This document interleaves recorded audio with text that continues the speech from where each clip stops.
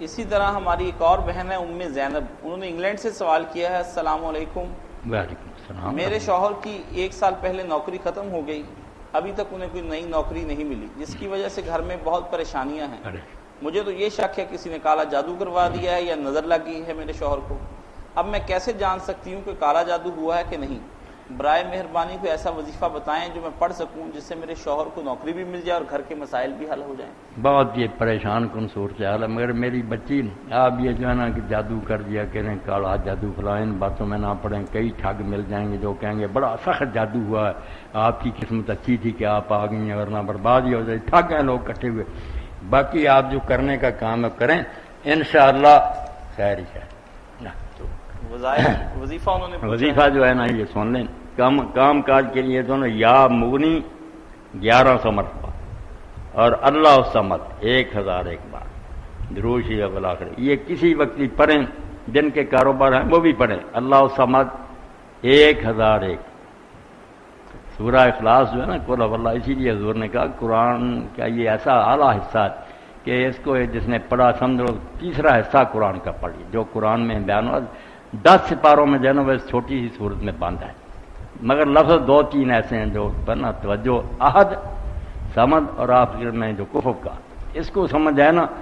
آپ ہندوازم پڑھیں، بدھ مت پڑھیں، عیسائی، ساری دنیا کے مذہب پڑھ جانا، جہاں جہاں ٹھوکر کھائی ہے یہ صورت اس کا علاج کرتی جاتا ہے۔ اس لیے رسول کریم علیہ السلام ہر ایسے موقع پر جہاں توحید کے اعلان کی اس کو پڑھتے، مثلا فجر ہوتی، فجر کی پہلی 2 سنتوں میں آپ کا طریقہ قل یا ایھا الکافرون، دوسری میں قل، اور اسی طرح مغرب کی نماز دن گیا 3 فرض پڑھے، بعد میں 2 سنتیں، پہلی میں قل یا ایھا الکافرون، دوسری میں قل، دونوں میں اس میں نفی ہے کہ اللہ کے ساتھ کسی کو ہم نہیں پوچھتے، اس میں ہے کہ جس کو پوچھتے وہ کیا، اس کی کیا شان اور صفت ہے، صفت الرحمان اس میں بیان ہوئی۔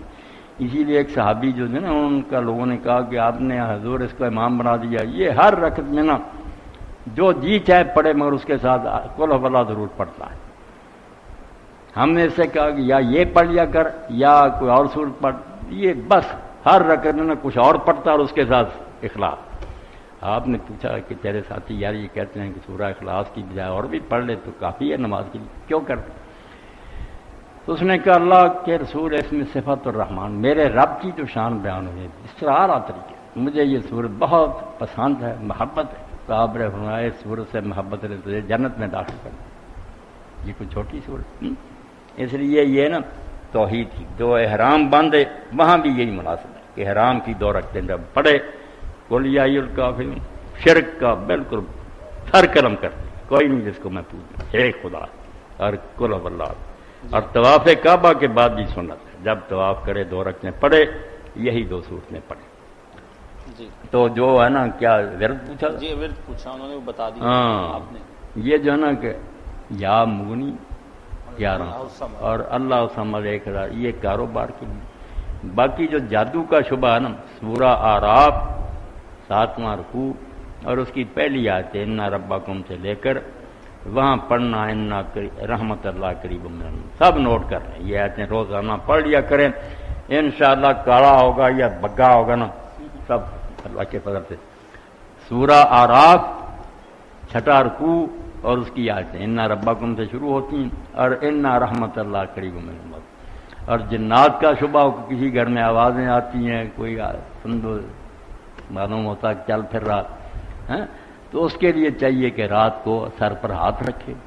اور سورہ جو ہے نا آل عمران، اس کی 83 نمبر آیت، افا غیر دین اللہ یبغون ولو اسلم من فی السماوات والارض طوعا وکرها الیہ یرجعون، اتنی آواز سے کہہ دیں جس طرح میں بول رہا ہوں، انشاءاللہ جنات سب کے لیے اعلان ہے کہ اللہ کے حکم کے علاوہ اور کس حکم کا انتظار کرتے ہو؟ زمین و آسمان کی ہر شے اس کا حکم مان رہی، تم کس کا حکم مانو گے؟ توبہ کر جاتے ہیں، وہی نہیں اس گھر میں پھر شرارت کرتے۔ تو یہ دونوں باتیں جو نا اعراف کی آیتیں اور ادھر یہ سورہ آل عمران۔